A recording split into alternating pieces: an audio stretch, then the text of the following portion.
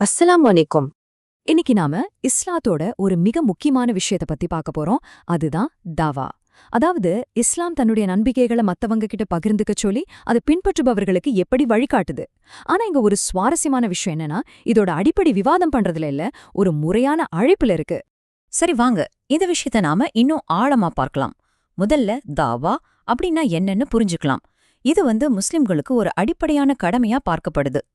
தாங்கிற அரபி வார்த்தைக்கு நேரடியான அர்த்தமே அழைப்பு தான். இது ஏதோ விருப்பப்பட்டா செய்யலாங்கிற விஷயம் இல்ல. இது இஸ்லாமிய சமூகத்தோட ஒரு கடமையா கருதப்படுது. இப்போ இதுல ரொம்பவே ஆச்சரியமான ஒரு விஷயம் என்னன்னா, திருக்குரான் இதை ஒரு தனிப்பட்ட நபரோட கடமையா சொல்லாம ஒரு சமூகத்தோட கூட்டு பொறுப்பா சொல்லுது. பாருங்க, உங்களில் ஒரு குழுவினர் இருக்கட்டும் அப்படிங்கிற இந்த வரி இந்த வேலையை ஒரு ஒழுங்கமைக்கப்பட்ட முறையில ஒரு சமுதாயமா சேர்ந்து செய்யணும்னு காட்டுது. அப்போ இது ஒரு கடமைனா இதை எப்படி செய்யணும்? இதுக்கு திருக்குரான் ரொம்ப தெளிவான சில விதிமுறைகளை வகுத்திருக்கு. வாங்க பார்க்கலாம். முதல் மற்றும் மிக முக்கியமான விதி ஹிக்மா அல்லது ஞானத்தை பயன்படுத்துறது. அதாவது நமக்கு தெரிஞ்சத சும்மா சொல்றது மட்டுமில்ல, நம்ம யார்கிட்ட பேசுறோமோ அவங்களோட நிலைமை, அவங்களோட சூழல் எல்லாத்தையும் புரிஞ்சுக்கிட்டு சரியான முறையில அவங்கள அணுகணும். இந்த வசனம் ரொம்ப தெளிவா ஒன்னு சொல்லுது. நாம சொல்ற செய்தி எவ்வளவு முக்கியமோ அதை நாம சொல்ற முறையும் அவ்வளோ முக்கியம்.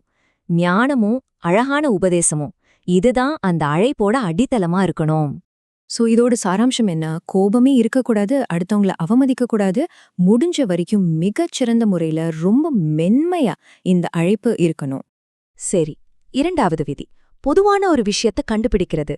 அதாவது கருத்து வேறுபாடுகளை பத்தி பேசுறதுக்கு முன்னாடி ரெண்டு பேருக்கும் பொதுவா என்ன நம்பிக்கை இருக்கோ அதுலேருந்து பேச்ச ஆரம்பிக்கணும். உதாரணத்துக்கு யூதர்கள் மற்றும் கிறிஸ்துவர்கள் கிட்ட பேசும்போது வேதக்காரர்களேன்னு அழைத்து ஒரே இறைவனை வணங்குறதுங்கிற பொதுவான நம்பிக்கைய ஒரு தொடக்க புள்ளியா குரான் சொல்லுது. இதுதான் அந்த பொதுவான வார்த்தை. இப்போ அடுத்த விதிக்கு போலாம். ஒருவேளை கருத்து வேறுபாடுகள் வந்தா, விவாதங்கள் நடந்தா அதை எப்படி கையாளணும்? இந்த வசனம் ஒரு தெளிவான வழிகாட்டுதல தருது. எப்பவுமே மிக சிறந்த முறையில தான் விவாதிக்கணும். எங்க இறைவனும் உங்க இறைவனும் ஒருவனே அப்படின்னு சொல்லி அந்த பொதுவான நம்பிக்கைய மறுபடியும் வலியுறுத்தணும். ஆனா இதுல அநியாயம் சேரவங்களுக்கு மட்டும் ஒரு விதிவிலக்கு கொடுக்கப்பட்டிருக்கு. மத்தபடி மென்மையாத அணுகுமுறை தான் அடிப்படை. சரி, இதெல்லாம் கோட்பாடுகள். ஆனா நடைமுறையில இது எப்படி இருந்துச்சு? நபிகள் நாயகம் ஸல்லல்லாஹு அலைஹி வஸல்லம் அவங்களோட வாழ்க்கையிலிருந்து 2 வரலாற்று உதாரணங்களை பார்க்கலாம். முதல் உதாரணம், பைசாந்திய பேரரசர் ஹெராக்லியஸ்க்கு எழுதப்பட்ட கடிதம். யோசிச்சு பாருங்க, ஒரு உலகத் தலைவருக்கு மரியாதையான ஒரு அழைப்பு, அதுவும் பேச்ச தொடங்க குரான் சொன்ன அந்த பொதுவான விஷயத்த மையமா வச்சு அந்த கடிதம் எழுதப்பட்டிருக்கு. ரெண்டாவது சம்பவம் கொஞ்சம் வித்தியாசமானது. இது நஜ்ரான் பகுதியிலிருந்து வந்த ஒரு கிறிஸ்தவ குழுவுடன் நடந்த ஒரு நேரடி விவாதம். அவங்க இயேசுவோட தன்மைய பத்தி விவாதிச்சாங்க. அதுக்கு குரான் நேரடியா ஒரு கோட்பாட்ட சொல்லாம ஒரு தர்க்க ரீதியான ஒப்பீட்ட முன்வைத்தது. அதாவது, ஆதமுக்கும் தானே தந்தை இல்ல, அவரை பத்தி என்ன நினைக்கிறீங்க அப்படிங்கிற மாதிரி ஒரு ஒப்பீடு. விவாதம் ஒரு முடிவுக்கு வராதப்போ ஒரு ஆன்மீக சவால் முன்வைக்கப்பட்டுச்சு. ஆனா இங்கதான் முக்கியமான விஷயம். அந்த கிறிஸ்தவ குழு அதை ஏத்துக்காம ஒரு சமாதான ஒப்பந்தம் செஞ்சாங்க. இது என்ன காட்டுதுன்னா, உரையாடலோட நோக்கம் எப்பவுமே மதமாற்றம் இல்ல, அது ஒரு பரஸ்பர அமைதியான உடன்படிக்கையில கூட முடியலாம்.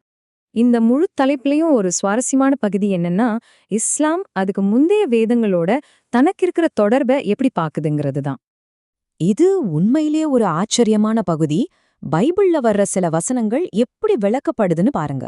உதாரணத்துக்கு, பாரக்லீட் மற்றும் அவர்களின் சகோதரர்களிலிருந்து ஒரு தீர்க்கதரிசி போன்ற முன்னறிவிப்புகள் பற்றி இஸ்லாமிய மற்றும் கிறிஸ்தவ அறிஞர்களின் பார்வைகளை நடுநிலையா பக்கத்துல இது காட்டுது. இது மட்டும் இல்லாம குரானே வெளிப்படையா சொல்லுது, இயேசு தனக்கு பிறகு அஹ்மத் என்ற பெயர்ல ஒரு தூதர் வருவார்னு நற்செய்தி சொன்னதா குறிப்பிடுது. உங்களுக்கு தெரியும், அஹ்மத் என்பது நபிகள் நாயகம் ஸல்லல்லாஹு அலைஹி வஸல்லம் அவங்களோட மற்றொரு பெயர். சரி, நாம நிறைய விஷயங்களை பார்த்துட்டோம். இதோட மைய கருத்து என்ன? இதிலிருந்து நாம் எடுத்துக்க வேண்டிய முக்கியமான விஷயம் என்ன? இது ரொம்ப எளிமையான ஒரு 3 படி செயல்முறைதான். 1, ஞானத்தோட ஆரம்பிக்கணும். 2, பொதுவான உண்மைய கண்டுபிடிக்கணும். 3, எப்பவுமே பேசுறதுக்கு மிகச்சிறந்த முறையத்தான் பயன்படுத்தணும். இதுதான் குரானின் படி தாவாவின் சாராம்சம்.